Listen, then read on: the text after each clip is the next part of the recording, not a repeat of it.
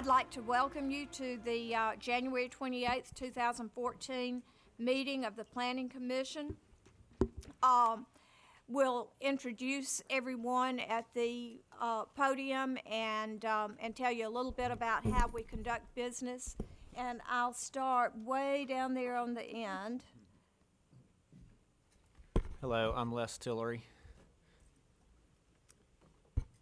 Tony Antonius with Medallion Builders. Angelo Coleman, At Risk LLC. John Olszewski, District 3 City Council. Sharon Tyson, Community Volunteer. Vince Dickens, Army Contracts. Janet Watson, retired builder and developer. Kelly Scrimshire, Mayor Battle's office. Peggy Richard, Realtor. Kimberly Battle, Amerdeck. Gary Whitley. Jeffrey Rice. I'm Marie Bostic with the planning staff. Thank you very much, everyone. First, we'll have, as we start our meeting, after we adopt the minutes of last month's meeting, we'll have public hearing on each item, and that's on the agendas. And if you don't have an agenda, you can pick one up on either side that will let you know where your section of interest stands. At the time that each item is called for public hearing, you may go one at a time to the podiums on the side or in the center to speak, and you'll be asked to give your name and address before you speak. Even if we know you well, we still want to know your name and address for the record. We'll give everybody an ample opportunity to speak. Just remember, as we get to an item that may have quite a few people who are interested in that particular item, we listen to everything that's said. We won't say much, if anything, while you're speaking from the podium, but we will listen to everything that you say, and I would ask that you try very hard not to repeat what someone else has said, just for emphasis. That being said, I will ask if everyone's had a chance to look at the minutes of last month's meeting. All in favor, please say aye. Aye. Any opposed? The motion carries. Public hearings. Our first item is BRAEWICK Phase 3 and Sanders Hill at McMullen Cove. Is there anyone here to speak on those subdivisions? Hearing no comment, the public hearing is closed. Item 2, Capitol Park at 72 West Subdivision has been withdrawn. If you came here tonight to speak about that particular item, this is your chance to do that. And just because it's withdrawn doesn't mean you can't discuss it. Hearing no comment, the public hearing is closed.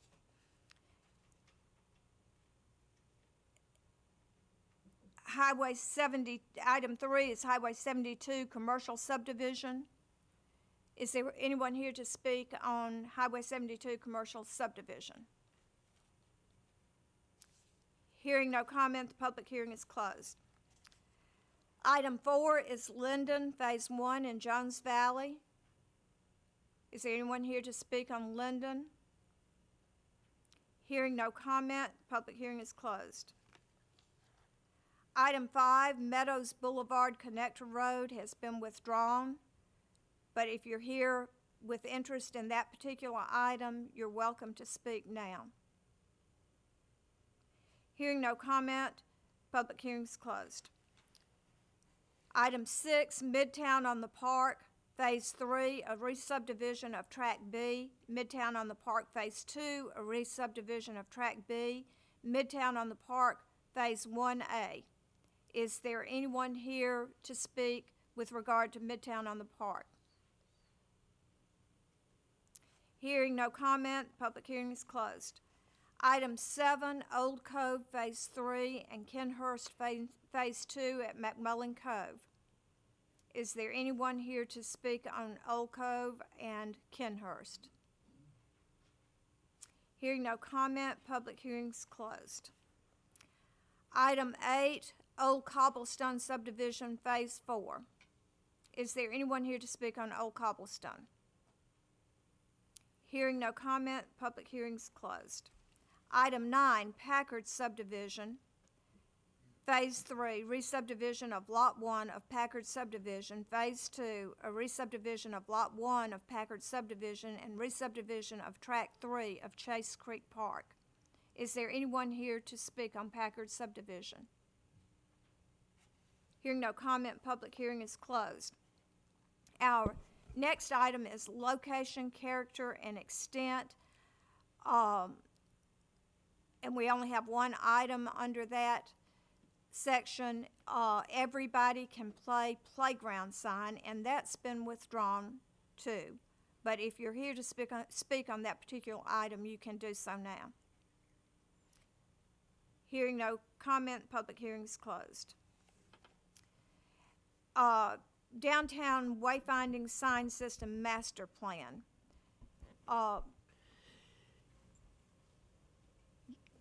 Yes. Ms. It might be preferable if we had our presentation and then comments after that, if that would please the chair. Yes, ma'am. I think that would work better. Shall we do the presentation now? That'd be fine, Okay. yeah. Okay. Ms. Reed, do you mind if we do that now, and you'll be first up after we have the presentation? Thank you. Ashley, would you do our introductions? I'll do it. I'll do you it. will. You will. Sure. Okay. I'm sorry. That's okay. I would like to introduce Kathy Frazier with Frazier Associates. She's out of Stanton, Virginia. They've been working with us for a little over a year on a wayfinding system for downtown. It has different sign types, which she'll show you in the presentation, as well as what they look like and how we determined where they'll be located. It's been a exciting process. We've worked with several individuals, and also we had a steering committee of representatives that kind of guided us through this process to come up with the proposal. It's amazing that how people can come together that start in such different viewpoints, but it was a lot of fun, and I would like to thank all those that worked on that steering committee. I don't know if any are here tonight. Yep, I appreciate all of their hard work on the plan, so I'll turn it over to Kathy. Thank you very much. Is this on? Can you all hear me okay? Yes. It's a real honor to be here, and we've just really also been honored to get to do this project for Huntsville. As Marie said, it's been about a year, but it's been a wonderful process, and I'm going to take you through some of that process and how we kind of arrived at the design that you're going to see this evening. As she said, we are, okay. Just briefly, we're located up in Stanton, Virginia, and we've been in business now for over 25 years, and we started out in downtown revitalization work. I'm an architect, my husband's a planner, and we've grown our firm, and we were doing a lot of downtown work, and about 15 years ago, we started running into the fact that everybody was working really hard to revitalize their downtown, but then people couldn't find the downtown. So we started learning about wayfinding and added staff so we could give that service to our communities, and so it's been a real pleasure working with you all on this project. It's been a lot of fun. So it started out, you had some very specific goals that you wanted to enhance downtown Huntsville as an accessible, attractive, and active destination for travelers. You have, over the course of the year, we've really learned a lot about your destinations and all the amazing events that you have going on here, and you have a lot of visitors.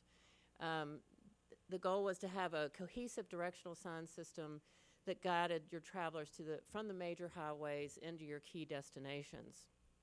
And then once they're parked and out of their car, that the sign system would then pick it up at the pedestrian level and help people get to the walkable destinations. And over the course of the year, we really learned how the park is such a key destination, but also connecting your visitors that are in the park up to things going on in Courthouse Square and vice versa, that you have a lot of things that can be connected with pedestrian signage. So when we work on a system with a community, we want in the end that system to be 100% you. And so we take the community through a process to really arrive at a design that speaks to the community and what the community wants. The components of the system include gateway signs as you come into the downtown, vehicular trailblazer signs, parking signs and some parking directional signs, As I said, pedestrian signage became very important, and kiosk signs once people get out of their car and trying to figure out where to go. Identification signs for public facilities such as City Hall, and then we also looked at special event signs.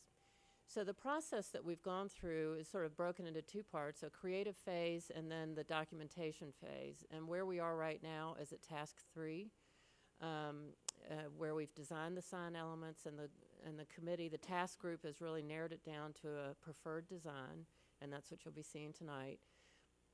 But in getting to that design, we did a lot of field work, a lot of interviews, and that sort of thing, and we've determined the sign types, the number of signs, and the placement, and we'll talk about that in a little bit.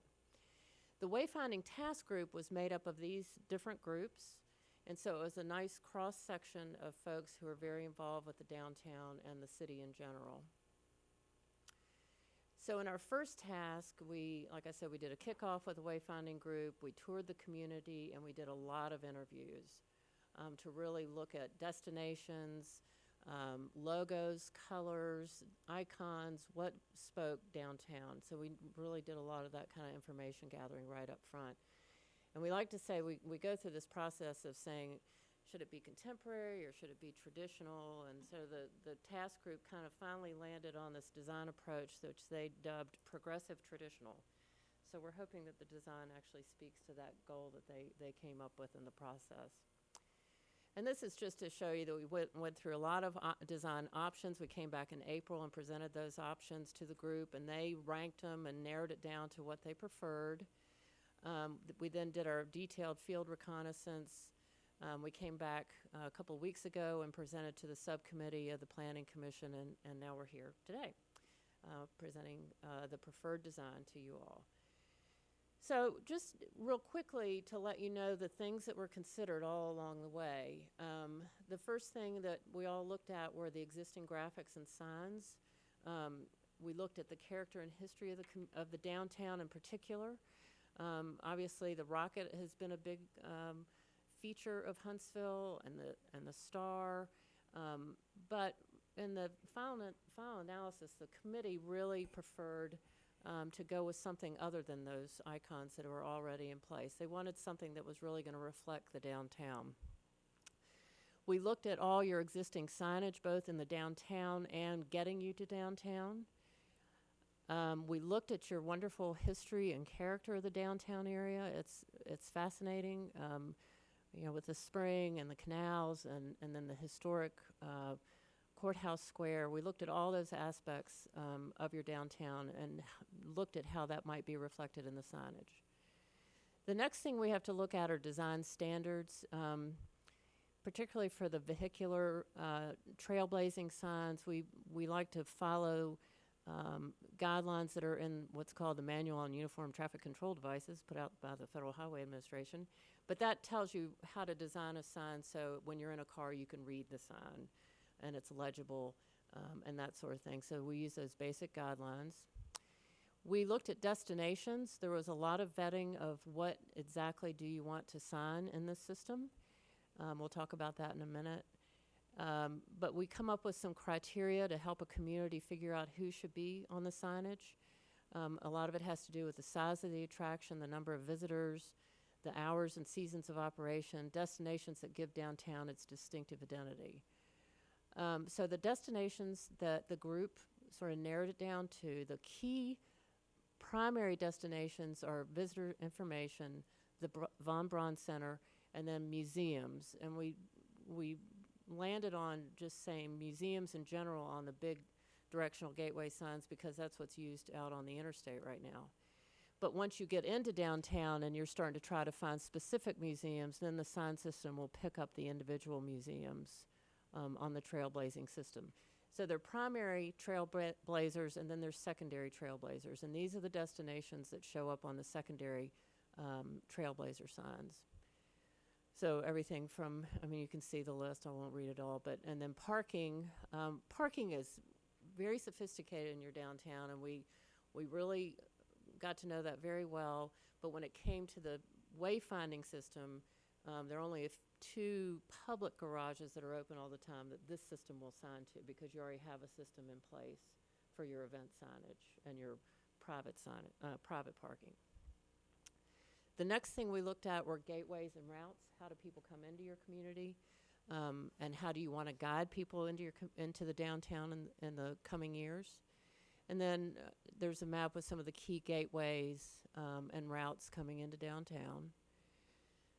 And then we look at connectivity when we're determining those routes, you know, easy, cohesive navigation. And you want to have a happy visitor. You don't want them confused and lost. Then we also look at cost of fabrication, installation, and maintenance when designing a system. So the proposed sign system, there are these elements of design that really the group kind of boiled it down to. We've got the wonderful rock walls, the water, certain colors. When we did the interviews and we really vetted a number of different options and we used different color schemes, and the scheme you will see is what the group really thought reflected the downtown area. And then we also the group really wanted to use sub-area icons, so as visitors were going through different parts of the downtown, they could see there in certain sub-areas like the Arts and Entertainment District. So you'll see that reflected in the signage. So this is the proposed system. These are your, that handy dandy pointer. This is the primary gateway sign with the rock. This is boxed aluminum. It could be lit. But the idea of blues and greens and the idea of water graphically represented in the signage. So these are major gateway signs, and right now there are about 4 locations where these could be located. And then where you couldn't have a sign of this size, there are secondary gateway signs that are simply a post with a panel, but the same design idea. These are the vehicular trailblazer signs. And that's the majority of the signage that would be in the system. There are about 25 of these larger signs, and there are about 11 smaller signs throughout the downtown. Then there are like prototypes we did for other potential components in the system and how they could all be coordinated. For instance, if the historic districts wanted to put up signage that coordinated with the wayfinding, this is an idea of how that could look using their icon that's already in place. There's some parking directional signage. This is what this would look like using the green. There's already a green. This is a different shade of green. It doesn't show up quite right on the projector. We have some print copies where you can see that. If City Hall wanted to do a sign that sort of reflected the system, this is what it could look like. Big Spring Park.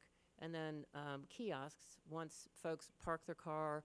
Already we discovered in most of the parking garages there are kiosks on the walls when people are leaving the parking garage that have maps and visitor information. But there are a few other places up in Courthouse Square and down in the park where kiosks, informational kiosks would be very helpful. And then we looked at a prototype for if the parking authority wanted to upgrade their signs to work within the system, this is what it could look like. And then once you're down in the park, this is the pedestrian system. It's a fabricated system. It's something you can buy, and it's made up of all these components that you can put together, so it's not a custom-made thing.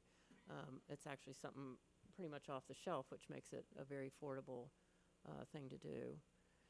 So these are photo simulations to kind of give you a feel of what it looks like as you come into town. Here's one of the major gateway signs. And then samples of the Trailblazers. And this is the icon for the Arts and Entertainment. And then this is just the logo that just like the seal that we came up with for the wayfinding system itself. So in all the major components, the gateway signs, there are 4 primary and 2 secondary. As I said earlier, vehicular Trailblazers, 25 large, 11 small. There are various parking signs. There are not a lot of parking signs, mostly on mastheads and a few signs on posts, but there weren't a ton of parking signs that were needed right now. The pedestrian Trailblazers, kiosks, and then the site signs are really just depending on what the city decides they would like to implement in that regard. So there it is again. And so where we are now in the process, after this, we will finish what's called the construction intent documents and the bid documents. And in that process, we'll figure out how you want to phase the project. And then it'll go out to bid, and then the next task would be actually installation. So that's a presentation. Thank you very much. As again, it's just been a real pleasure working with the city and everybody on the task group. It's been a great process. So thank you. Thank you very much. Those were beautiful. Ms. Reed.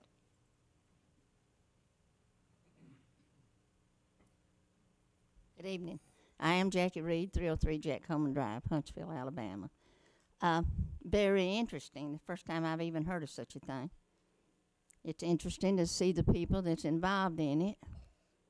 Very interesting. Of course, I'm interested in the cost of the revitalization of downtown. It said 100% downtown. How many millions of dollars? And Marie might can give us a cost of all these signs and what this is going to cost. I believe that we're putting so much money downtown, millions of dollars on these sidewalks, taking up bricks, putting down bricks. My problem and my point is, they say, what are you for? I'm for tax dollars being spent across this city, not only downtown. I know this is up. It's the first time I've seen it. We don't have work sessions anymore in this administration. The public don't know what's going on. I call myself the public. If I don't know what's going on, I don't think anybody else in the city knows what's going on. But I didn't come down here to preach tonight. I come down here to see the good things that's going on and taking place. If somebody could even estimate and guesstimate the cost, does this go to the city council to be voted on too? Yes. Yes. Yes, it does. Does this not go to the city? Does it stop here? This is a master plan amendment, so it's planning commission action. The funding would have to go through the city council. Funding. Do we have an idea of the funding? The cost? We don't have a firm number because as she was saying, she still has to do the construction intent documents before we'll know a true number. I think she estimates a range of $200,000 to $300,000 for the Trailblazers.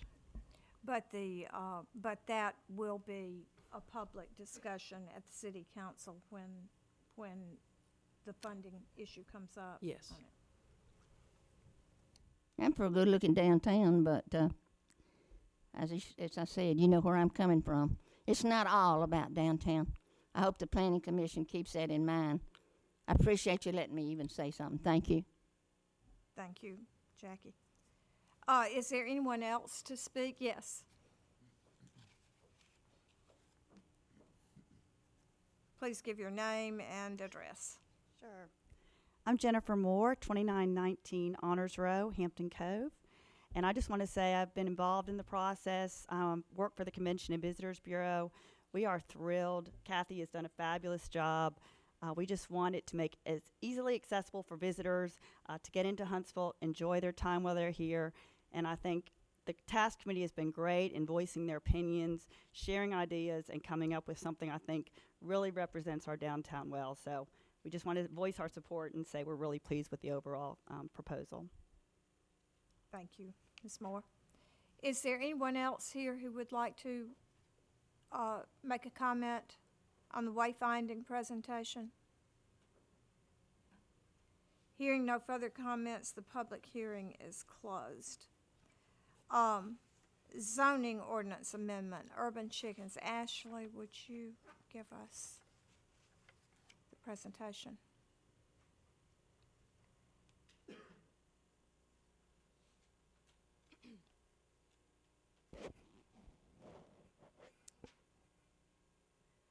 The urban chicken zoning ordinance amendment previously was found within our urban agriculture ordinance, and following our previous public hearing we had on this matter, we decided to separate the two. So now the urban chickens are their own standalone ordinance. Urban chickens are defined as chickens that may be kept and maintained for non-commercial production of eggs and or education. Also following our additional discussions along with a few public interest meetings we've held, the planning staff decided to divide the number of chickens based on lot size versus having a set number across the board. Urban chickens shall be permitted accessory to a single-family detached dwelling in our residential districts, provided that they meet the following performance standards. A maximum of 3 chickens will be allowed for lot sizes that are less than or equal to 7,500 square feet, and they also require a minimum enclosure setback of 15 feet from the adjacent property line. A maximum number of 6 chickens on lot sizes greater than 7,500 feet or less than or equal to 1 acre. And also they have a minimum enclosure setback of 25 feet from the adjacent property line. The planning staff has also proposed to have a possible special exception, which will be granted by the Board of Zoning Adjustment if anyone on a lot that is greater than 1 acre, if they wish to have more than 6 hens. And also they would have the 25-foot minimum enclosure setback from the adjacent property line. The additional performance standards include only hens are permitted, no roosters are allowed currently under the zoning regulations, and that will continue to go forth. Also, the chickens are not allowed to free roam, and they must be contained within their enclosure. The enclosure must have 4 square feet per hen for them to roam and have enough space. Also, the maximum enclosure heights will be regulated by the accessory structure. It also must be in the rear yard, and commercial sales on site are prohibited. And also we will be amending our special exception, the Board of Adjustment section, to include that information regarding if anyone wished to do a special exception for 6 or more hens.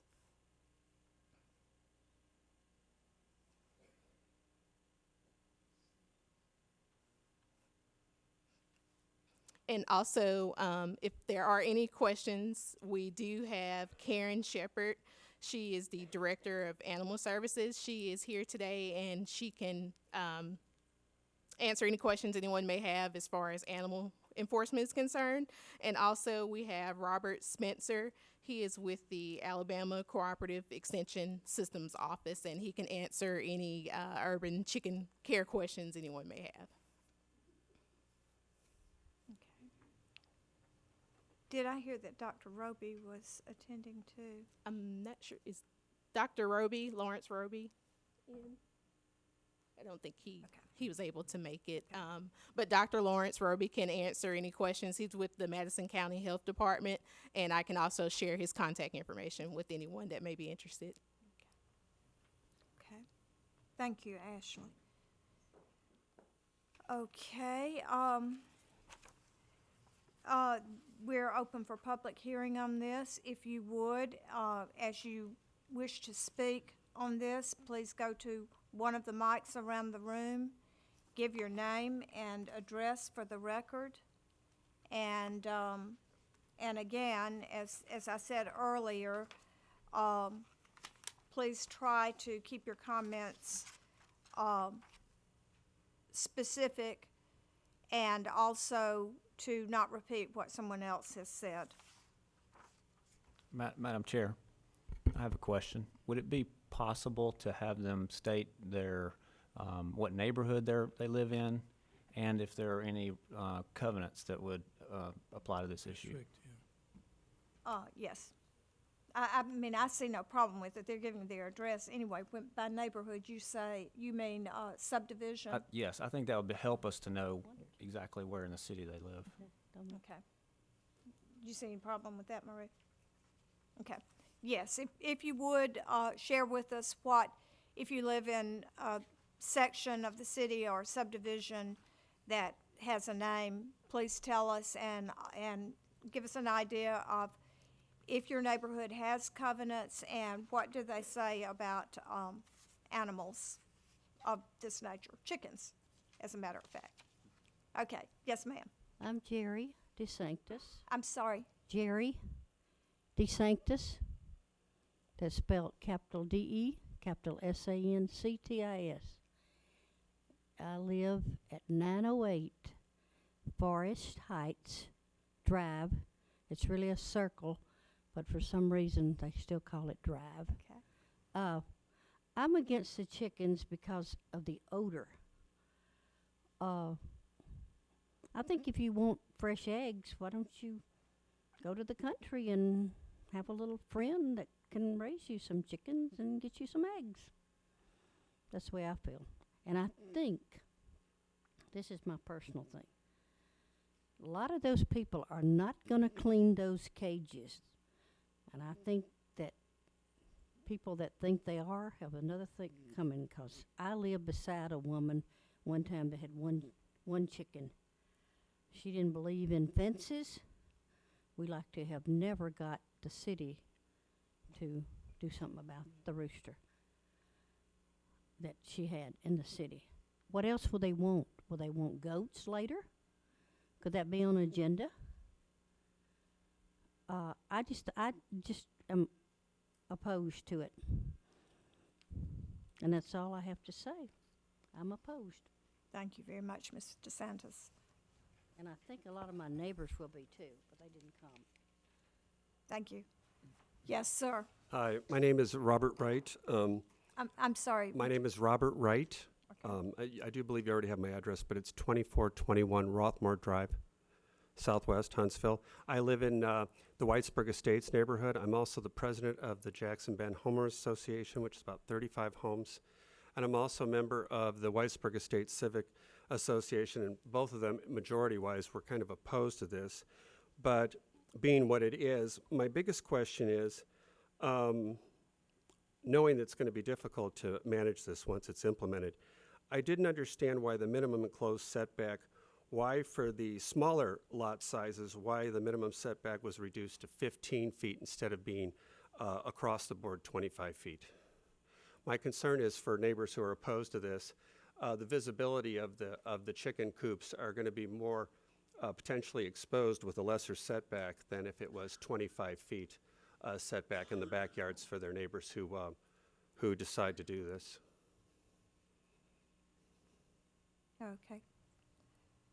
And if I understood you right, you were representing your neighborhood associations. I'm with and Jackson Bend's Homeowner Association. You asked about covenants. Mm-hmm. We already have restrictions in place that don't allow any livestock.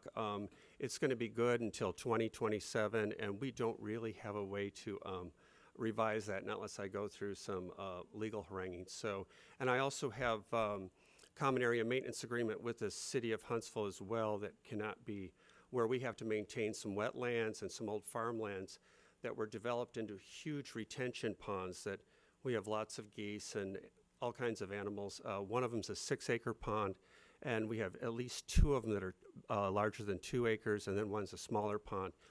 And we're back there in the far west corner going up against old Sockwell properties. So I already have covenants. Whether this gets passed or not, my actual neighborhood of 35 homes cannot entertain this. Thank you, sir. Yes, sir.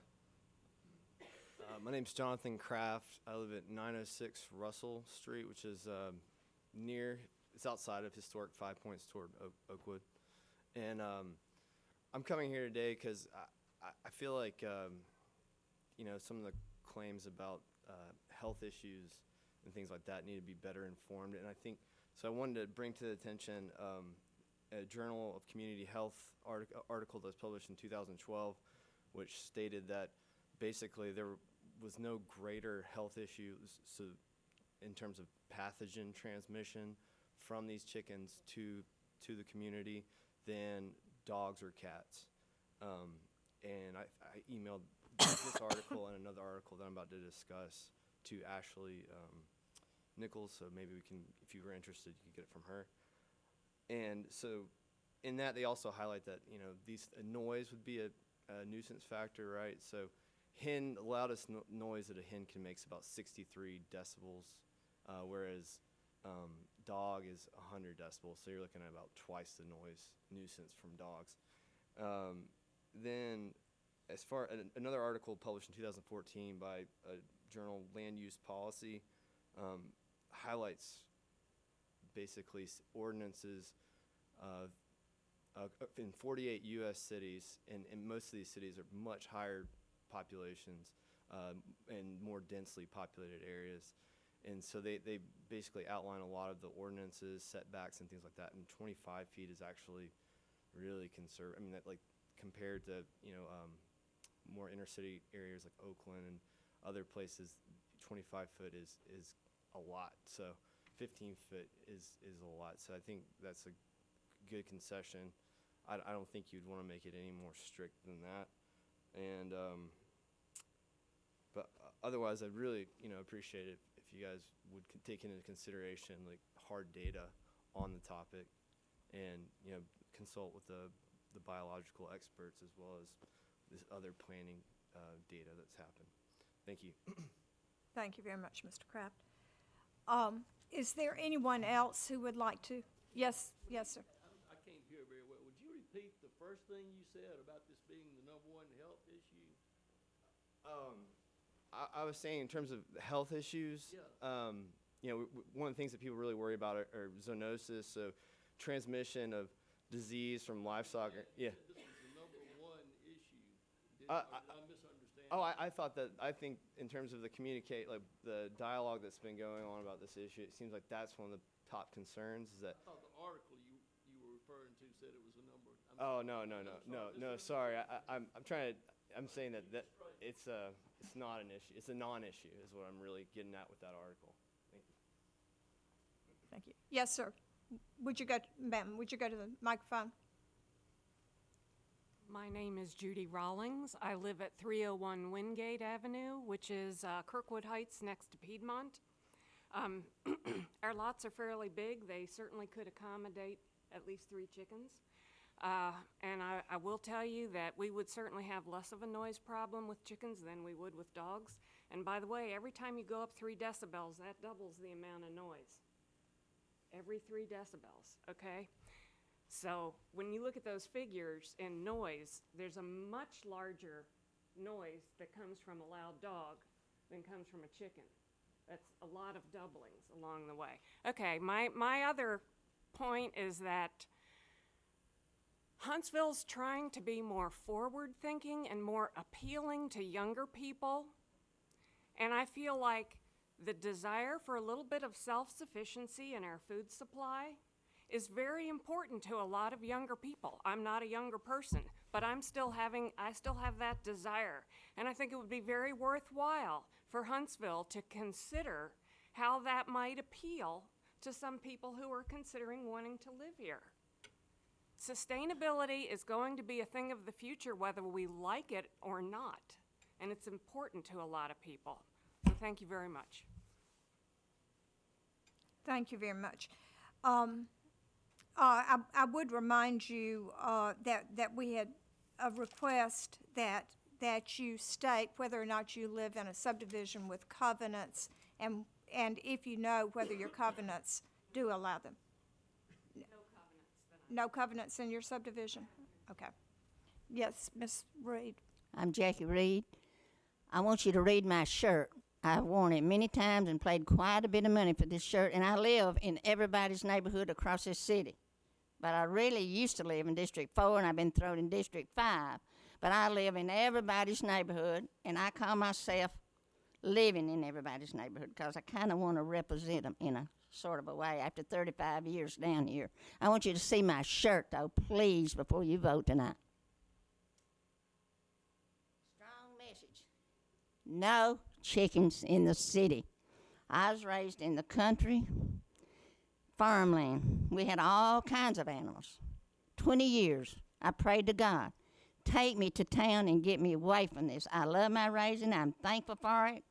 But the city limits set me free. Now, if we want chickens and animals in this city, pull up the city limits sign, put Madison County on it, and do away with the mayor. We'll just have a county commission meeting. The city is no place for chickens.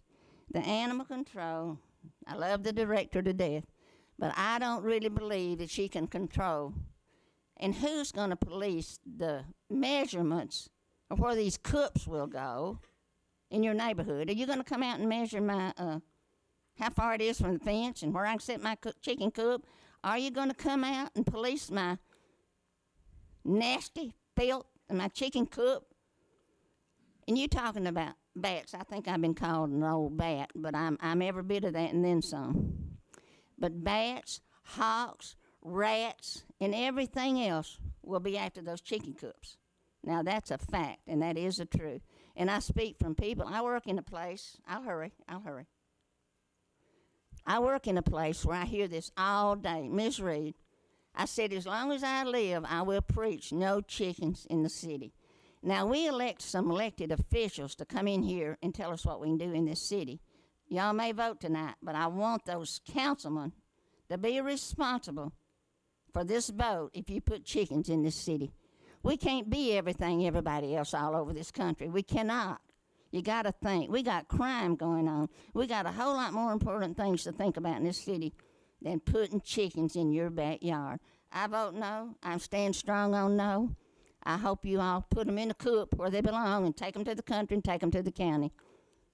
I love everybody in this city, and I live in everybody's neighborhood, so please don't run me out of the city. I don't want to go back to the country. Thank you. Thank you, Ms. Reed. Yes, ma'am. Good evening. My name is Kathleen Manson, and I live at 706 McKinley Avenue. I've just moved back to Huntsville after 35 years of living in New Orleans. I want to speak on 2 points. One, I want to testify. I live next door to 3 chickens in the city of New Orleans. It's a standard practice for people to have chickens down there, and it was not a noisy, nasty experience. I have a little book here since I've been interested in backyard chickens for a real long time, and really do support the ideas of sustainability and within a limited notion getting fresh food. All the major cities, there's a précis of all the laws in the major cities of the United States in the book, have allowances for urban chickens very similar to the ones that you've proposed. So I don't think it's going to be inordinate for you to enact this legislation and allow some people to have a limited amount of chickens within the city. Thank you. Thank you very much, Ms. Sampson. Yes, sir. Sam Caraway, 3205 Archer Drive. That's the Buena Vista neighborhood, and there is no covenant there. I'm sorry, sir. Would you just speak up? Sure. You may repeat myself? Yes. Sam Caraway, 3205 Archer Drive, Huntsville. I live in Buena Vista, which doesn't have a covenant. I'm with the Huntsville Hen Alliance, and since June, we've collected over 700 signatures in support of the type of proposed changes that you have before you tonight. While that sounds like a lot of people to us, it's a small number of Huntsville residents. And to put that another way, if everybody who signed our petition went out and got a chicken, around 1% of your neighbors would actually have a chicken. I don't expect that everybody that signed the petition is actually going to go out and get them. A lot of people that signed the petition simply support our right to responsibly have pets on our property. There's a lot of talk about sanitation and noise, and you guys have all heard it. I'm not going to say the word dog. Thank you. I would like to point out that, we're a small group of people, but we're passionate, and we're passionate about keeping hens as pets and as a food source for the eggs. I think it's pretty obvious that if you're going to eat an egg from your backyard, you're not going to eat it out of a dirty chicken coop. So for the people who keep them just as pets, if you love your pets, you want them to live in a clean and sanitary environment. The idea that, pardon the pun, that the sky is falling if you allow chickens is really a little bit hyperbolic. And I heard somebody say that someone from the Alabama Cooperative Extension System was here tonight. They have an 8-page document that talks about how to properly care for backyard chickens. It's produced by Auburn University and Alabama A&M. Hardly, big chicken. I could tell you what all's in it, and I'm not going to do that because I imagine somebody else is going to. I'd like to point out what's not in it. There are no charts about the cities that have passed this having inordinate amounts of disease everywhere or noise complaints going up exponentially. the world will not end if Huntsville joins a myriad of growing list of cities that are doing something similar. And in the future, you guys might actually be glad that your neighbors have chickens. If sustainability is an inevitability, which I personally believe it is, and I represent a lot of people who believe it is, this is coming whether we like it or not. It'd be great if Huntsville could get out ahead on this issue and lead. Florence and Madison are starting to have the same types of conversations we're having here, and they're looking to see what we do. So, you know, if we could put a man on the moon, we can probably handle 3 to 6 chickens in our backyards. And that's it. Thank you for your time and considering all of this and hearing both sides. Excuse me, no, please, please. No applause. I just really don't think that's appropriate here, so I would ask you not to do that anymore in this meeting. Thank you very much. Yes, ma'am. Hi, my name's Karen Wynn. I live at 208 Marchutes Avenue Southeast in Huntsville. We don't have any covenants in our neighborhood. We've kept chickens in the city. I think we've met the animal ordinance requirements, I hope. I'm not giving us away for anything we shouldn't have been doing. We haven't had a problem. Our neighbors haven't had a problem. We've actually had kids come around to the fence to the adjacent parking lot to visit with our chickens because they had never seen anything like it before. We've had birthday parties at our house, and we've had friends come over with children, and they've all been really excited because they're all thinking about having chickens too. So it's not this sort of crazy old-fashioned thing. It's sort of new and progressive, and I sure hope that we're headed in a sustainable direction, because I'm not really sure what other way we really want to be going. The other thing I just wanted to say is that we've had a pretty good experiment with exposure to poultry feces at Big Spring Park for a long time, and I don't think anyone's gotten very sick from that. And I mean, we've had kids playing next to geese and ducks for years. So I just hope that you can support this. Thanks. Thank you.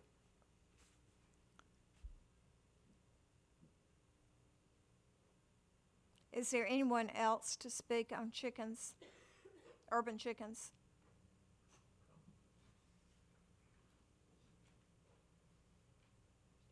Yes, sir.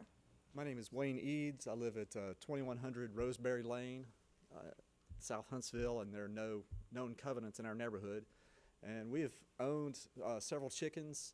We're on a 6/10 of an acre lot, and our number would exceed, I guess, the limit of 6 chickens. We don't have what you'd consider an excessive number. It's not a chicken house, but we very cleanly and in a sanitary way have cared for number of chickens there. I was 13 hens, and I guess we managed to maintain our chicken coop 150 feet from any other dwelling. And I applaud the expansion of the rules to maintain chickens as pets in Huntsville, and also recognize the need for sensible restrictions on, out of respect for property values and for public health and for the well-being of animals. So, but I do would encourage just perhaps a broader leeway on homes with larger lots. If a 1/6 of an acre can support 3 chickens, then a full acre could certainly support more. For many more than that. So, just wanted to just encourage maybe a modification or a consideration to modify the larger lot size and the limitation there. My daughter has run a small egg business for a couple of years now, and with those chickens, and so would just like to see her to be able to continue that at the volume that she has, and I thank you very much. Thank you, sir. Yes, sir. I'm Dr. Larry Roby. I'm the health officer for Madison County, and I was asked to come and just sort of give my opinion in terms of the health issues. Now, that doesn't mean I'm not interested in sustainability or chickens as pets or anything of that nature. I have an opinion on all of that, but that's not why I'm here this evening. The real question is, does the keeping of poultry pose an inordinate risk to the public's health? And in general, I would have to say it depends upon what people do. All animals, cats, dogs, whatever, all pose a risk to the public's health. It depends upon how you handle your animals and how you handle your personal hygiene. Mammals, dogs, cats, etc., carry in their feces various types of organisms that can infect humans. E. coli, for example, is very common. There are a number of parasites. There are parasites and bacteria that are found in puppies and kittens, which are not problems with adult animals. Same thing happens with poultry. Poultry, and that includes birds, reptiles, amphibians, and fish, have a different set of bacteria that are normally found in their colons. Basically, salmonella. While mammals tend to have E. coli as a normal bacteria, birds and these others have salmonella. Salmonella can infect humans just like E. coli can infect humans. And then you start look at all of these.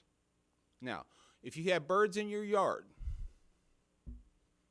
birds will defecate in your yard. Those bird feces will have salmonella.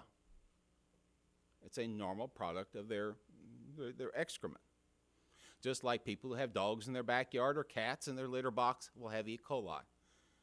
You have all of these can cause problems with humans, and there are various guidelines in terms of how you handle this. For example, pregnant women aren't supposed to empty cat litter boxes. Young children should not handle puppies, kittens, or baby poultry because they don't have personal hygiene habits. So if you were to touch one of these animals and they were to have the bacteria, these young children don't know how to wash their hands unless they're very closely watched, can put their hands in their mouth or touch food, eat the food. They can pick up these bacteria. The big risk and most of the concern that the general public has from poultry contamination really tie into contact with baby poultry. In fact, the big outbreak we had in the country this last year was over a hatchery mailing infected baby poultry to multiple state sites. So these things happen. But if you're looking at what happens with people who raise poultry in their backyard, there are several concerns that may come up. Number one is if the poultry have a chance to wander to areas where they may defecate where some people don't want them. The ordinance addresses that as far as at least the way I read it, and that the poultry would be confined so that they would not be at least posing a hazard into the rest of the neighborhood. Number two, whoever is going to be around poultry has to be responsible, just like a person should be responsible with any other pet. So if you're going to handle poultry or you're going to clean out poultry areas, you have to have good personal hygiene, i.e. you must wash your hands thoroughly after you handle poultry or their excrement. You should not let young children be around birds or any other animal unless they have good personal hygiene or you can assure their personal hygiene. The biggest risk from poultry exposure is going to be to the very young, those with impaired immune systems, for example, those who may be on cancer chemotherapy, those who are undergoing organ transplantation, people with advanced HIV disease. These are individuals whose immune systems are impaired, but they have to be careful around all animals. You see this a little bit, and again, I'm digressing, but it's not, because one of the big popular activities in a petting zoo used to be the different young animals. You don't see very many petting zoos anymore. And the reason you don't, it's again, who likes petting zoos? Young children. Who don't wash their hands? Young children. So you don't see that much anymore. You have to tie into what we consider reliable hygiene. Birds do, as far as we know, these backyard poultry are not associated with respiratory transmission. So whatever risk they pose will not cross over boundary lines to their neighbors. They're localized. So if there is a risk from feces, it's the same as you have with any other animal feces, and that is it needs to be properly contained, properly disposed of, and good personal hygiene. So I don't see that the poultry per se pose a significant risk to the general public. It becomes more of a social issue whether or not you want poultry, not a public health issue. In fact, the Centers for Disease Control even has a page on backyard poultry keeping. It's become a very popular pastime, and so therefore we have to address the issues of healthcare risk. And those risks, while they are not zero, are not high risk. And it's a matter of personal choice. As far as odor is concerned, poultry will have an odor if you let their feces build up, just like dogs and cats will have odor if you build up in the backyard. In fact, city ordinance addresses that. If I remember correctly, there is an ordinance on dog feces. And in fact, I won't tell you how many complaints the health department gets about that. So proper care and maintenance will solve most of the problems and objections that people come up with. So with that, we're glad to address any of these. If any individual has any concerns about the health risk dealing with poultry, we're there. Any of these diseases, if they occur, are reportable, therefore they can be tracked. And we feel that with a little bit of proper attention that these do not pose a significant risk. Thank you very much, Dr. Roby. Is there anyone else who would like to speak? Jackie, you got something else to say? Okay. Who will go out there and measure the feet for the coops? Who will go inspect whatever the good doctor's talking about? Who's going to make sure all these places are clean, kept clean? Some man told me today he had some chickens. He lived in the county. And I said, what happens to them in cold weather? If it had this kind of cold weather today, what would happen? I had to put some heat out there. I had to make sure that the water wasn't frozen. So there's more to chickens than just throwing them out there in a coop. But who is going to police all this stuff? That if you pass this, I want to know who's in charge. And what will animal control do with all these chickens backed up down there at animal control if they have to pick them up? I heard there's 2,000 chickens picked up in one little city by animal control. What are they going to do with them? Thank you.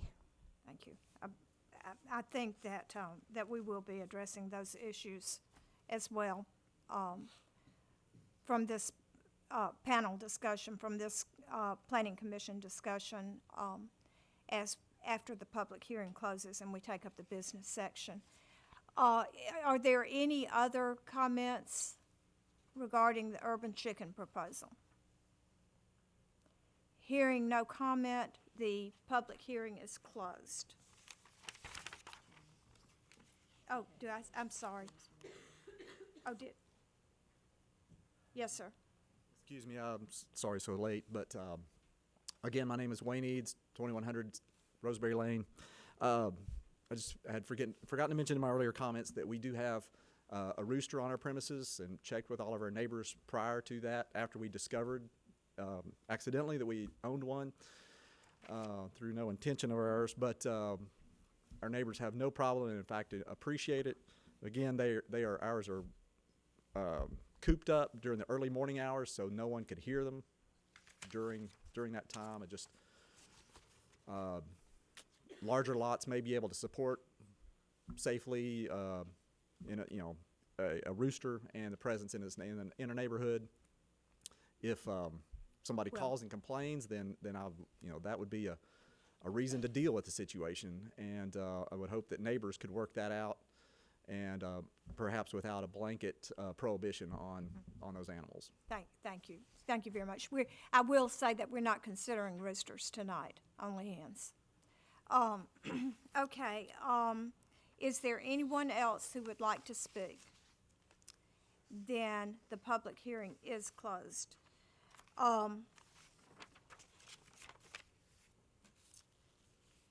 Okay, and that is the final thing on our agenda for public hearing. We will proceed to the business portion of our meeting, and I would ask Ashley, Kimberly Battle, to give us the subdivision committee report. Yes, ma'am. The subdivision committee recommendations, we had a meeting on January 22nd, 2014. The first item on the agenda is BRAEWICK Phase 3 and Sanders Hill at McMullen Cove. The committee recommends relay approval on 108 lots and preliminary approval on 22 lots with the following modifications. Cul-de-sac length along Legacy Oaks Place to 1,140 foot. Right-of-way to 40 foot and pavement to 22 foot. along Legacy Oaks Place and the following waivers. BRAEWICK Phase 3, non-radial lot line between lots 8 and 9, 9 and 10, 10 and 11, 14, 15, 21, 22, 24, 25. Sanders Hill, non-radial lot line between lots 8 and 9, 12, 13, 49, 50, 54, 55, 56, 57, 71, 72, 75, 73. Double fronted lots 28 through 31, 55, and 56. Recommend for approval. Second. Is there any discussion? All in favor, please say aye. Aye. Any opposed? The motion carries. Second item, Highway 72, commercial subdivision. The committee recommends layout approval on 2 lots. Move to approve. Is there any discussion? All in favor, please say aye. Aye. Any opposed? Motion carries. Item 3, LENDON Phase 1 in Jones Valley. The committee recommends relayout approval on 199 lots and a preliminary approval on 70 lots. Move to approve. Second. Is there any discussion? All in favor, please say aye. Any opposed? Motion carries. Fifth item, Midtown on the Park Phase 3, re-subdivision of Tract B. Midtown on the Park Phase 2 and re-subdivision of Tract B. Midtown on the Park Phase 1A. The committee recommends relayout approval on 274 lots and re-preliminary approval on 34 lots with a waiver on the non-radial lot line between lots 51 through 60, 166 through 169, and 173, 174. Move to approve. Second. Is there any discussion? All in favor, please say aye. Aye. Any opposed? Motion carries. Sixth item, Old Cove Phase 3 and KENHURST Phase 2 at McMullen Cove. The committee recommends relayout approval on 22 lots and preliminary approval on 7 lots with the following modification. Street grade to 13.75% along Hadley Hill between stations 325 to 378, and a waiver on the angle of the side lot lines between lot 89 and tract 1. Move to approve. Any discussion? All in favor, please say aye. Aye. Any opposed? Motion carries. Seventh item, Old Cobblestone Subdivision, Phase 4. The committee recommends relayout approval on 332 lots and preliminary approval on 11 lots. Move to approve. Second. Any discussion? All in favor, please say aye. Aye. Any opposed? Motion carries. Eighth item, Packard Subdivision Phase 3, re-subdivision of Lot 1 of Packard Subdivision Phase 2, re-subdivision of Lot 1, Packard Subdivision, and re-subdivision of Tract 3 of Chase Creek Park.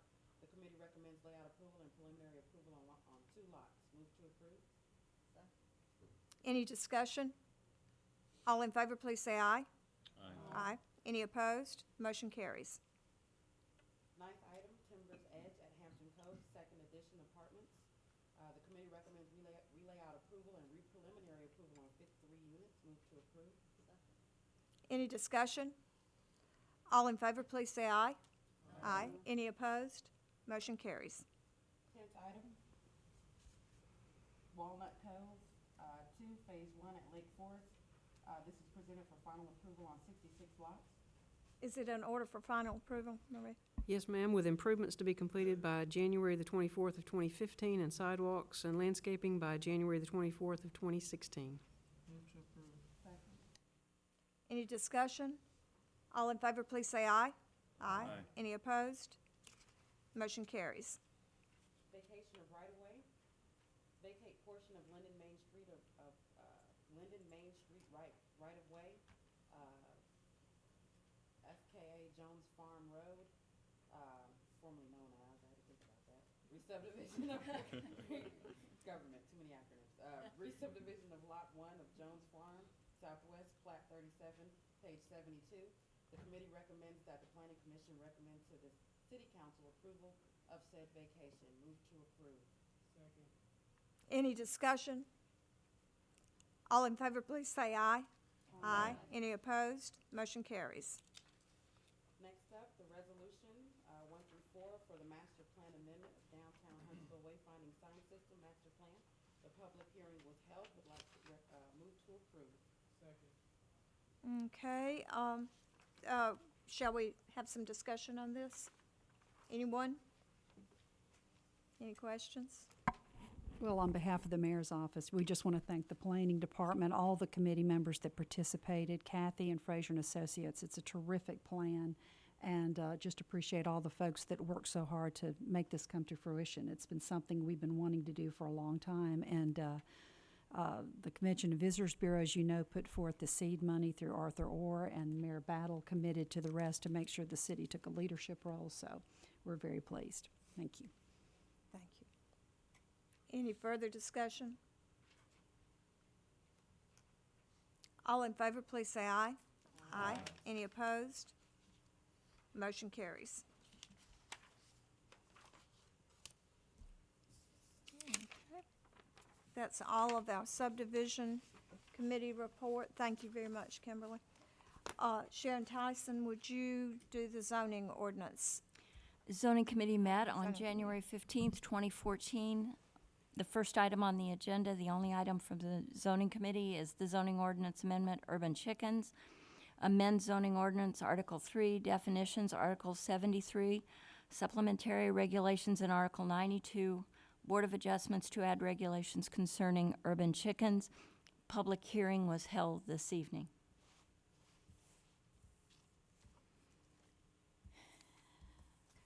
Okay, we would entertain a motion. I move to approve. Second. Okay, we have a motion and a second, and we're open for discussion. Madam Chair, I had a few comments, some thoughts I'd like to share. Obviously, we've all heard the nation, including Alabama and here in Huntsville, is responding to a growing demand for locally sourced and organic foods.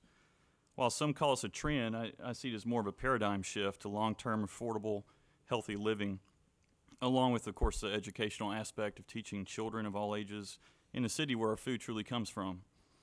All of us here who are a part of city planning, want to offer the most vibrant and responsibly free lifestyle for city residents.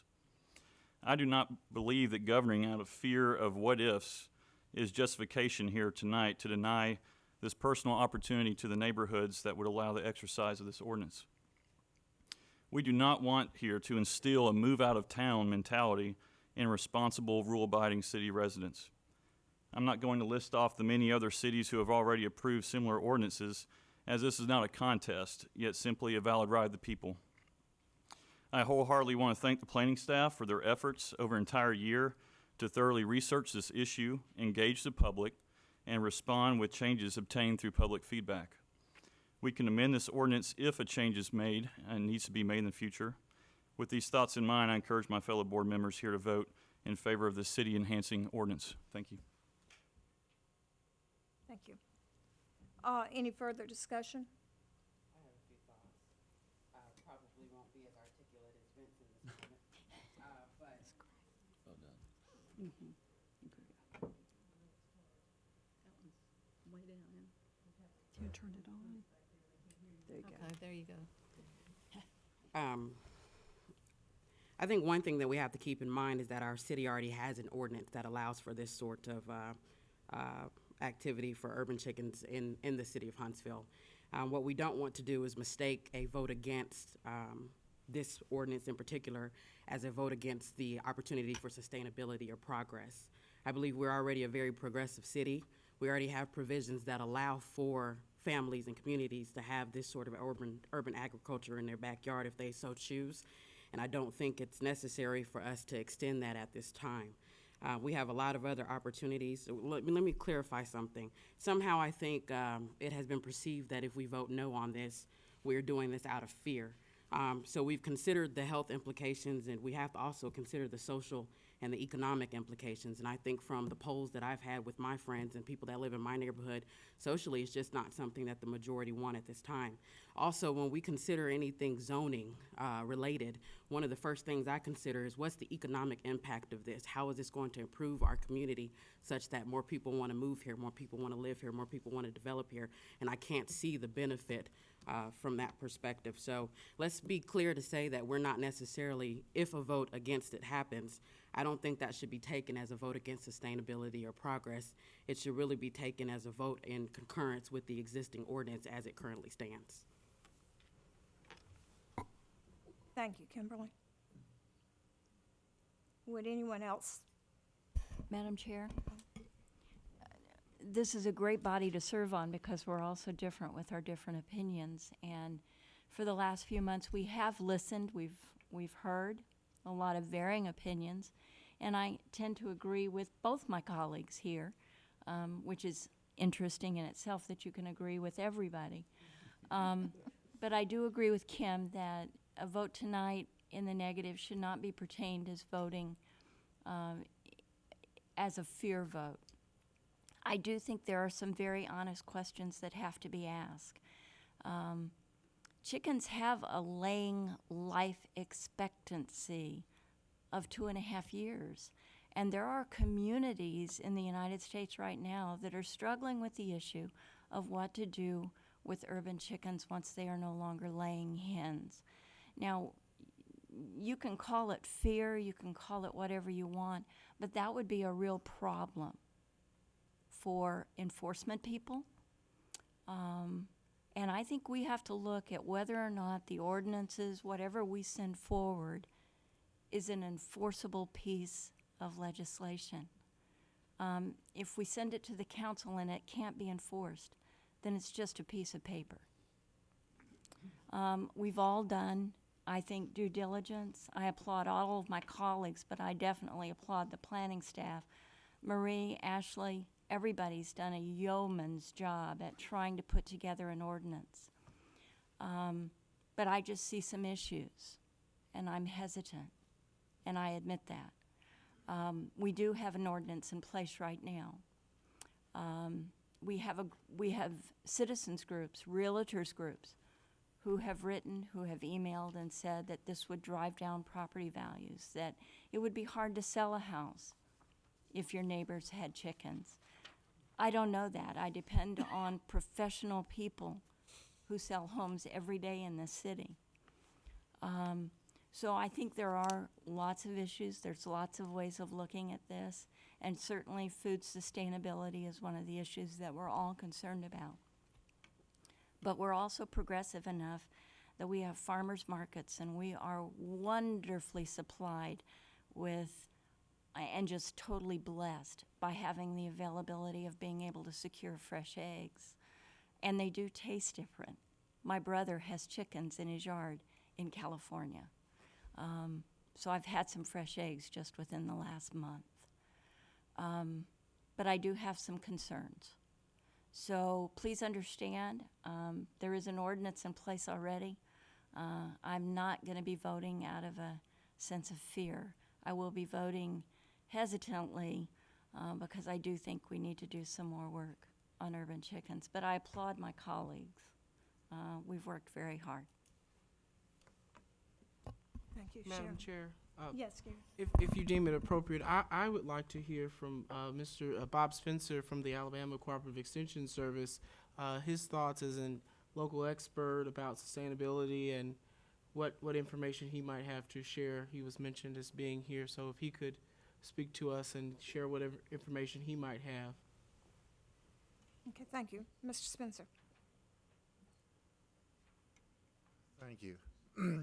I'm Robert Spencer. I work for Alabama Cooperative Extension System. My office is in Florence, and I live in Taft, Tennessee. And I raise chickens personally, and I find this whole concept interesting of urban chickens, and I think it has potential to work. And in communicating with Ashley, I had a few concerns about who's, kind of like what Jackie brought up, who's going to monitor, who's going to monitor this. I assume that'd fall on animal control. I see the potential for this to work. And I think the majority of situations it'll work just fine. Of course, the Huntsville City of already has the ordinances where people can raise backyard birds, so we know that already exists. I think my question is, having chickens personally, how many eggs am I going to get per chicken? And when I look at 3 chickens versus 6 chickens, how sustainable is that going to be for a family of 4? For example, I have 14 chickens, live in the country. It's not an issue. I try and keep them penned up and, raise them in the proper way. But the reality is I'm getting 4 to 5 eggs per day this time of year. Well, you know, chicken brain is photosensitive, so it determines how many eggs are going to be laid and things like that. It varies from breed to breed and so on and so forth. But all in all, I think it has a whole lot of potential. It can be made to work. And, you know, I would support such an effort.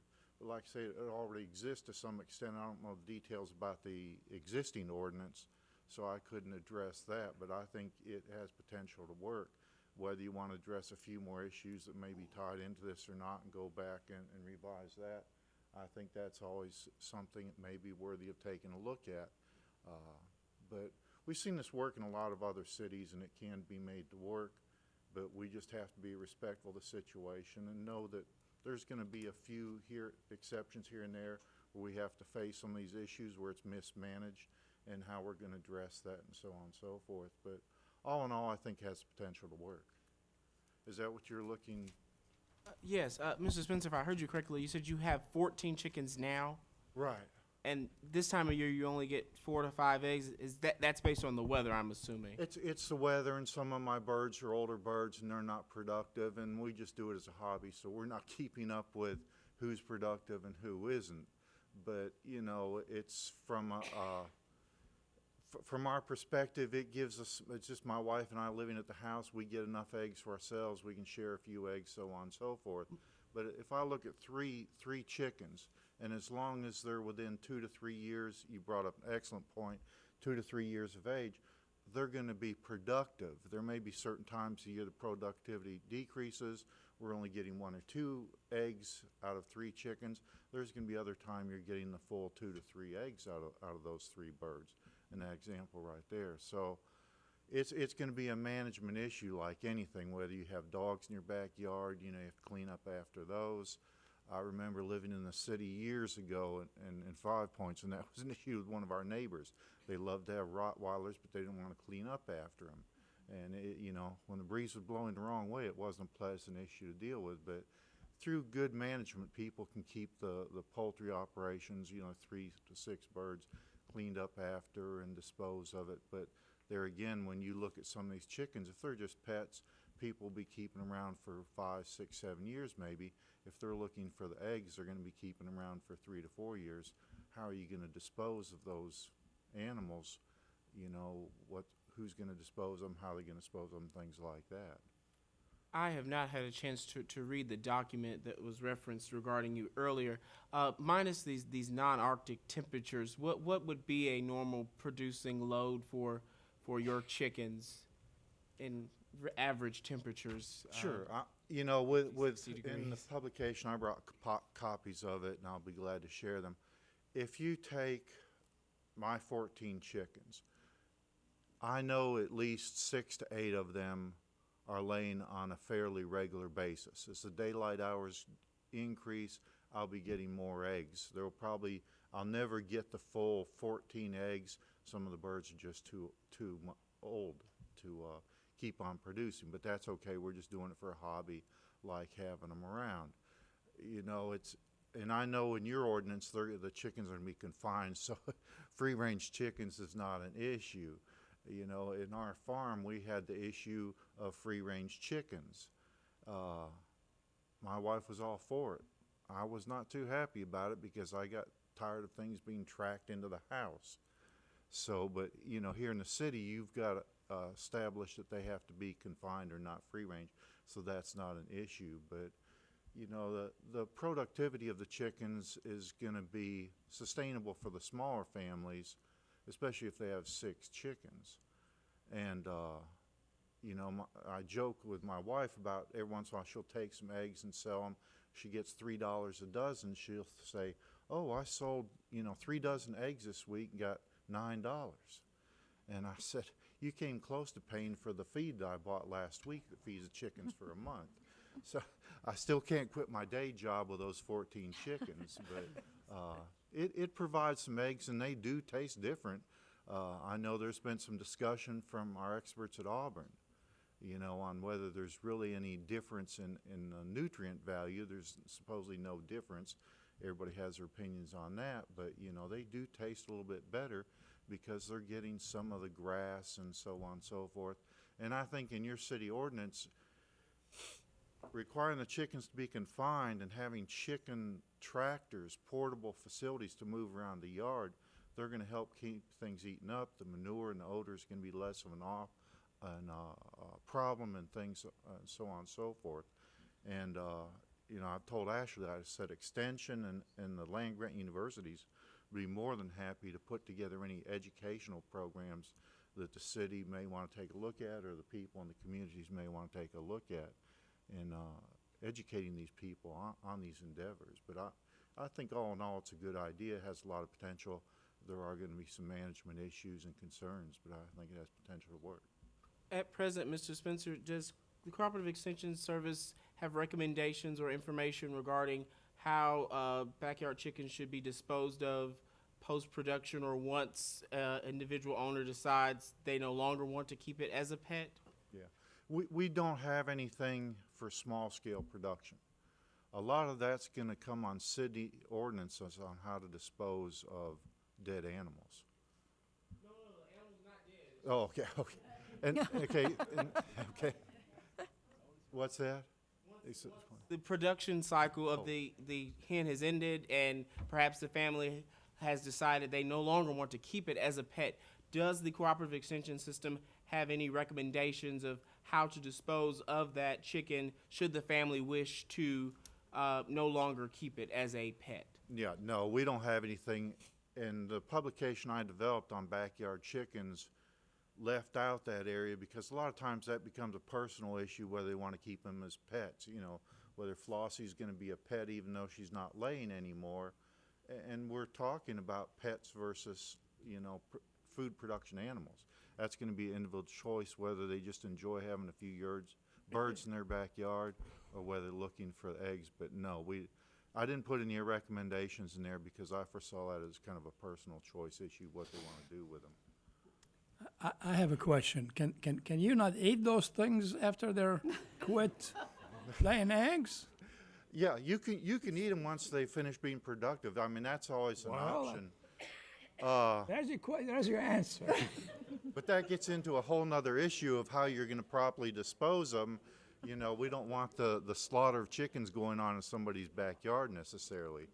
That would definitely make the local news, yeah. We've heard about some stories in outlying areas, in the urban areas, where, you know, they've had goats that have been processed in people's backyards, and that became an issue with law enforcement being inhumane treatment. So, yeah, I mean, they could be eaten, but I wouldn't recommend necessarily processing them in somebody's backyard, yeah. I wouldn't process them in the backyard. And there's no local processing facilities for, you know. Well, go ahead. I'm sorry, Gary. That's Okay. all the questions I have. Okay. Thank you very much, Thank Mr. you. Shepherd. We appreciate you being here tonight to answer questions and give us more information. Any further comment? Madam Chair, yes. There have been some great questions and answers, and I think the past couple of months we've learned more about chickens than we ever thought that we would deem to know. But from the viewpoint of the city, we think this is a good ordinance, and we think it's a positive step forward. There have been a lot of issues raised, really good, challenging questions, and I do believe that the ordinance has been modified enough that the restrictions that are in place will address the majority of those. One thing we have learned in City Hall, you cannot legislate everything that's going to come up.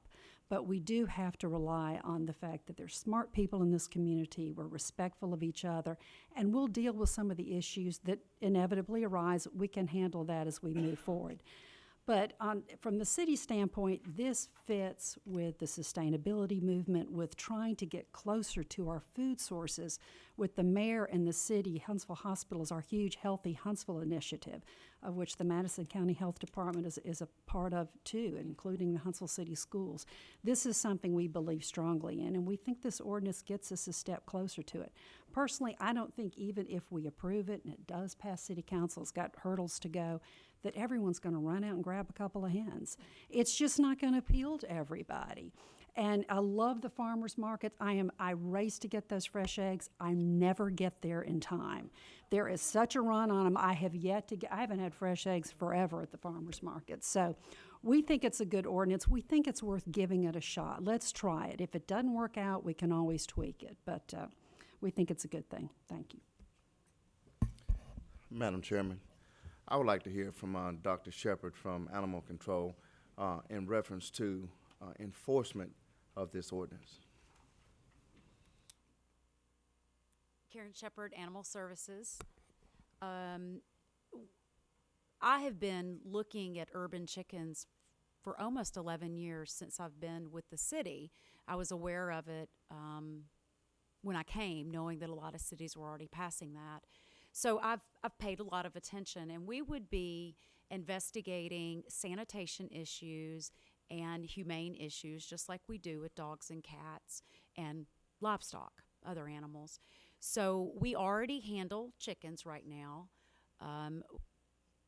It's not going to be a problem.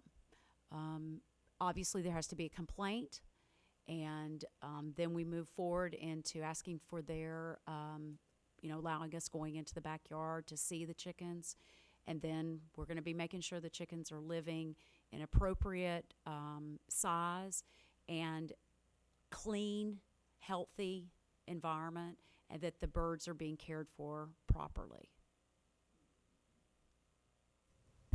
Thank you. You're welcome.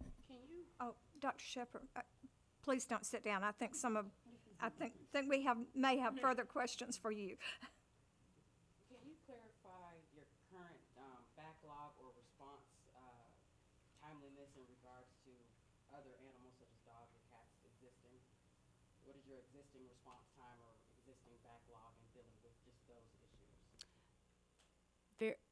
Very good. We triage our calls, as you'd imagine, and we respond within 15 to 30 minutes for urgent calls, and then things such as barking dogs, and but that's probably one of the most difficult situations we do handle right now. It may take us several days to communicate with the party that owns the dog, communicate back with the individual that's concerned about the noise, and to resolve that. And sometimes, honestly, it can take a week to get everyone spoken to and get their opinions. So I don't believe it'll be, any sort of problem as far as us being able to check out those type situations for humane care of birds.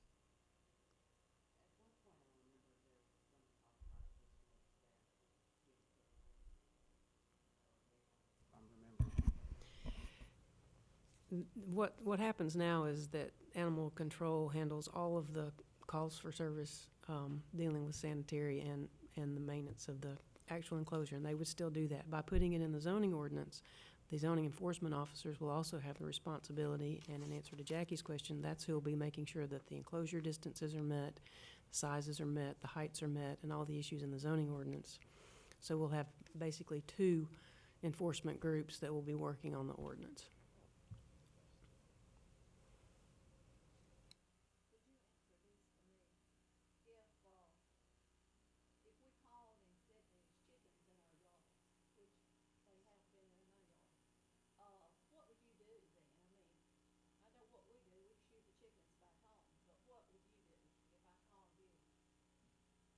As of today, or as of the ordinance passing? Right. So if you had free-ranging chickens in your yard and you called Animal Services, we would investigate that. As Marie said, we do have a current ordinance. It's just that most of the time in a neighborhood, those individuals, you're not going to have enough space. The 150 feet to the nearest dwelling other than your own, you're not going to have enough space. And then, so they're not going to be able to keep their chickens, most likely. Now, if they do have the space, then their chickens need to be confined within that, so that at any time the chicken's 150 feet away from the nearest dwelling. Does that make sense? That ordinance has been in effect for decades.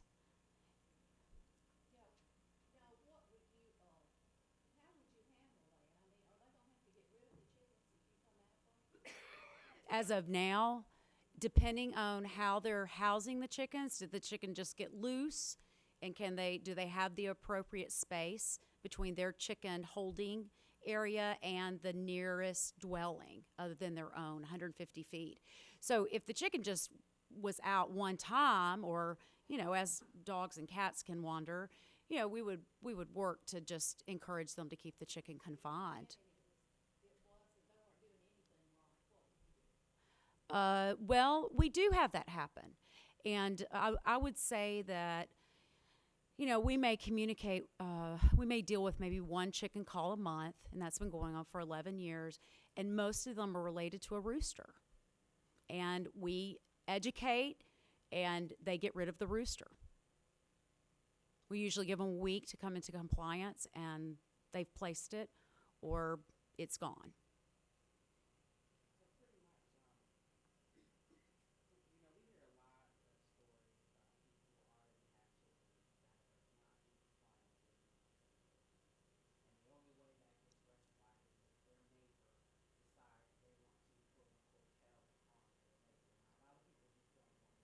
Mm-hmm.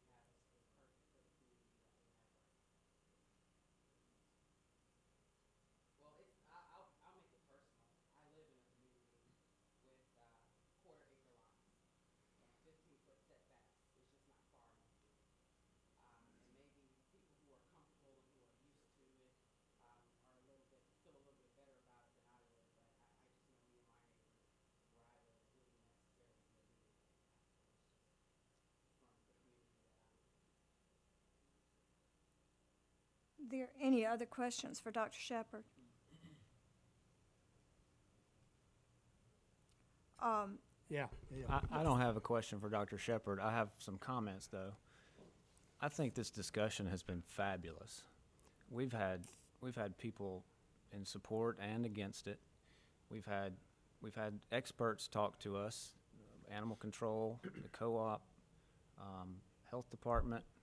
I mean, it's just been great. I'd like to just back up a minute and think about this maybe in a bigger sense, and some people have alluded to this already. Huntsville and Madison County, and even Madison, is already participating in this farm-to-table movement. I know everybody's probably heard that, sustainable farming. I found 7 farmers markets that were active in our Madison County, Huntsville, last summer. And there may be others that I didn't find, but I know there's at least 7. I could name them for you, but I won't bore you with that. This is exactly what's happening with the farm-to-table movement.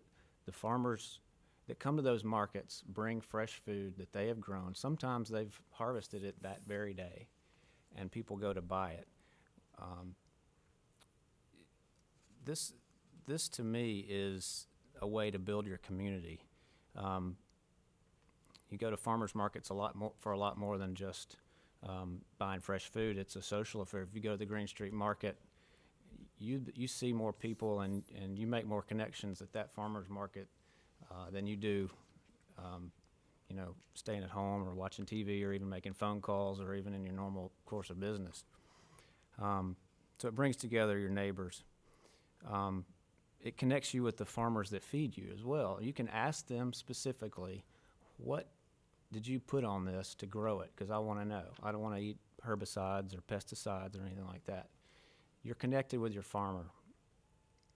It helps to decentralize farming and distribution. We have these huge farms, and food gets trucked from long distances away that raises the cost of fuel, increases the cost of our food. We've seen that in the last several years, just in the cost of milk, what it takes to get milk from one place to the other. So our food supply, I think, is more secure if we embrace these farmers markets and this farm-to-table concept. Your food is obviously fresher if you buy it locally. And the other thing is it keeps the money that you spend in your community, and it doesn't go to out of your community, wherever your food's coming from. So all these things about farmers markets are great. So let's take that a step further. It doesn't get much more local than going into your backyard and getting a couple of eggs. Even if they don't lay, if you have 3 chickens, if you don't get an egg every day, that's okay. You can bank up a few eggs and have a couple of omelets on Friday afternoon or Friday night for your weekly dinner, And this ordinance is intended to empower the citizens of Huntsville to become their own farmer, to support this farm-to-table concept that is already happening in Huntsville. We've heard that eggs taste better, local backyard eggs taste better. I've read that I've done some research that says they're more healthy because they contain less cholesterol and saturated fat. They have more vitamin A. They contain omega-3 fatty acids, vitamin E, and beta-carotene, which in quantities that are greater than what you would find in grocery store eggs. We've talked about chickens for a while now, and they're probably not going to be for everyone. I think Sam said that he doesn't expect everybody on his list is going to go buy a chicken. But for Huntsville, who is striving to be, look to the future, where is the community going? We need to be a leader and ahead of the curve. We need to be responsive to these changing needs, and we should support anybody who wants to raise fresh eggs in their backyard. This ordinance is pretty specific, and it's attainable for a lot of citizens, whereas now our current ordinance is not attainable for a lot of citizens. I think it's our job to make it attainable for a large number of citizens, and this ordinance has some specific guidelines and rules, which we went through those already.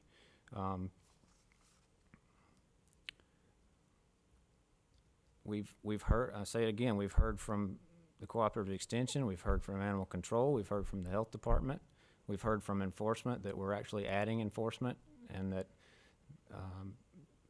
enforcement won't be an issue.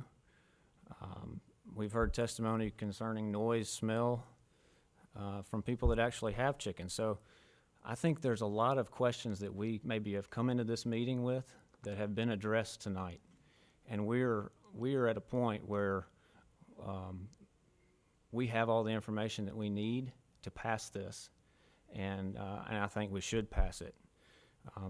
It's our responsibility to be forward-thinking leaders on this issue, and we should pass this. That's all. Is there anyone else who? Yes, Tony. I don't agree with anybody who has talked on this dais. I just want to make that statement up front. Huntsville has always been a progressive city, and we do a lot of things differently and up and forward, and that's great. But we still have some backward people in Huntsville who don't really want to go along with all of that. Now, I have no problem with fresh eggs, or somebody who wants a fresh omelet or better tasting omelet, but not at the expense of antagonizing my neighbor. I think there is a balance here that we really need to take care of and to think about. It's wonderful to have freedom to do ducks or chicken or whatever I want to do in my backyard, but there's a limit as to how is that going to affect my neighbor. If it's going to antagonize him, if it's going to make him unhappy, then I should refrain. That's responsible, progressive, and backward policy. Thank you. Thank you, Tony. Anyone else? Yes. Comment on the voting procedure. Okay. Could you are you going to restate the motion? So because there's been a lot of conversation and we need to know what the motion is. We will restate the motion. Okay, all right. And then once you make the motion, it's the vote. Pardon? We're making that motion on whatever that motion was. We're voting on that. You will be voting on that motion, okay. And if you vote for the motion, then it will go forward to the city council. If you vote against the motion, it will stop here. Okay, thank you. So, okay, Madam Chairman, just to clarify that if the motion does not approve this, then it could still go to City Council if we have a request from either a citizen or a group that they would like it to go to council, irrespective of the Planning Commission vote. Okay, is that addressed to this body? No, I just wanted to clarify that it doesn't necessarily die at this point. Right. It may be appealed to the City Council even with a negative vote from the Planning Commission. Okay, but from this body, it will not go forward if it's not voted for by a majority of the members of this Planning Commission. Is that correct? Yeah, you won't see it again unless you send it back to committee. Okay. We could be done with it. Either way, we could be done with it. Okay. Anything further? Okay. Anything else?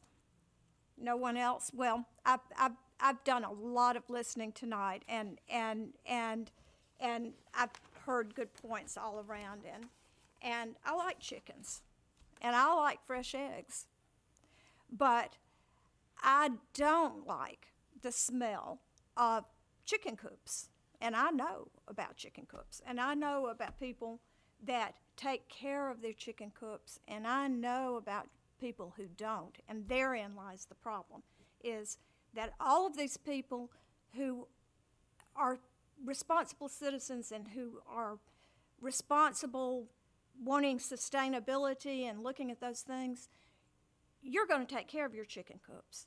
I know a few of my neighbors who are not. And, you know, I've been in the real estate business in one way or another for longer than I'd like to admit. But I know when you are selling a property that whoever you're selling it to is not looking at just that property. They are looking at this neighbor and the neighbor across the street and the neighbor behind, and they're thinking, do I really want to live here? Is this really is this really going to be? There are chickens here.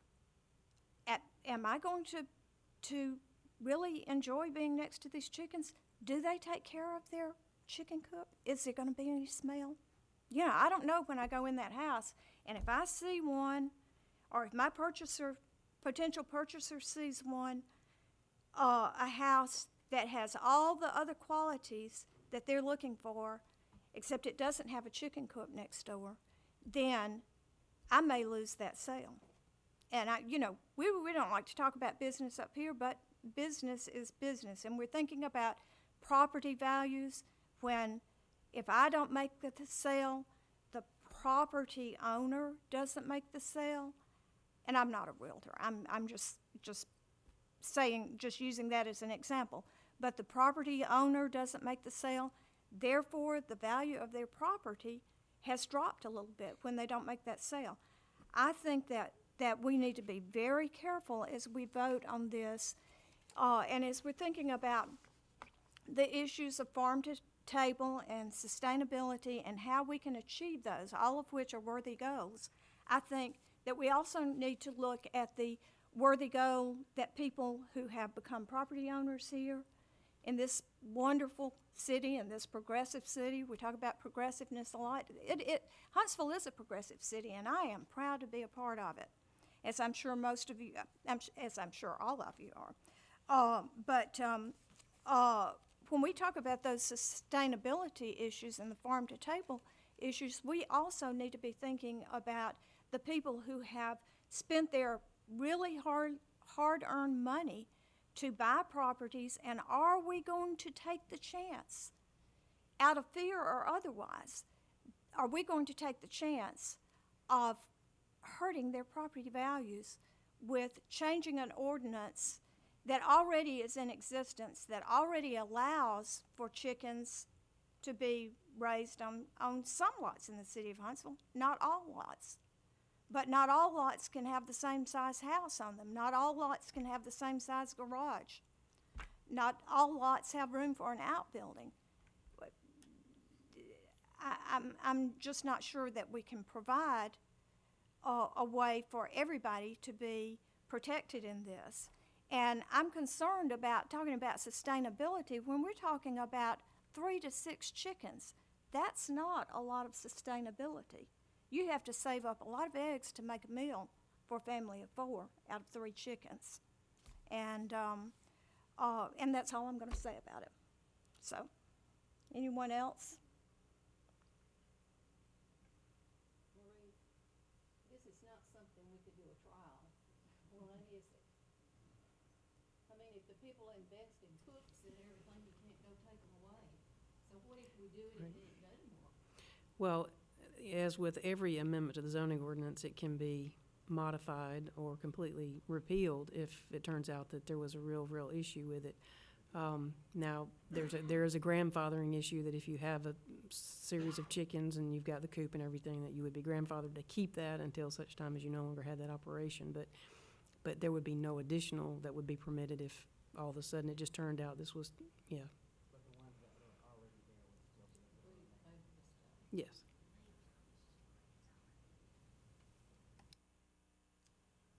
Any further discussion? Madam Chairman, can I call for the question? Yes, and I think under Robert's rules, we have to vote on a call for the question. Okay. So we have a call for the question. All in favor of calling the question, please say aye. Aye. Any opposed? Okay, the motion carries, and we will vote on the motion. And who made that motion, Kim? Who? Kelly? Les made the motion. Les, okay. Can you reread the motion, Kim? The motion is for approval of the zoning ordinance amendment. Okay. Okay, the motion was for approval of the zoning ordinance amendment, and it was duly seconded, and of course, this is the urban chicken zoning ordinance amendment. The question has been called. Will all and before we vote, I would like to say, please speak up clearly if we're going to have a voice vote on this.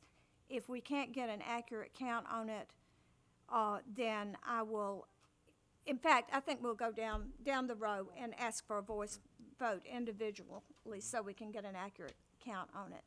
And I'm going to start with Les down there in the hot seat. Aye. Nay. Nay. Nay. Nay. Aye. Nay. Aye. Nay. Nay. Nay. Nay. Okay, the nays have it. And so we will proceed back onto the agenda. Our next item of business is invocation and extension of bonds. Marie, would you give us the information on that? Yes, we'd recommend invocation of grace in place at Sanctuary Cove and River Ridge Phase 4. Move to approve. Second. Any discussion? All in favor, please say aye. Aye. Any opposed? The motion carries. Marie? Marie? Oh, did we not have, oh, did you say River Ridge too? Okay, I'm sorry. Okay. I would like to thank Ashley and the other members of the planning department who have worked so hard on this urban chicken ordinance. And I'd like to thank each of you who came and spoke on it, and whether you were for it or against it, your citizenship is admirable. And thank you for the wayfinding presentation. Thanks. Madam Chairman? Yes. I would like to acknowledge that Donna Lamb has resigned from the Planning Commission. She was unable to be here tonight, but we've spoken and expressed appreciation on behalf of all of you for her service, not only to this commission, but to the city. She will be receiving her plaque in the mail from this body. Thank you. Thank you very much. We will certainly miss Donna's participation on the Planning Commission. Is there any further business? All in favor? No. You don't. Yeah, I don't have to vote on adjournment. Are y'all ready to go home? We're adjourned. We were here a while.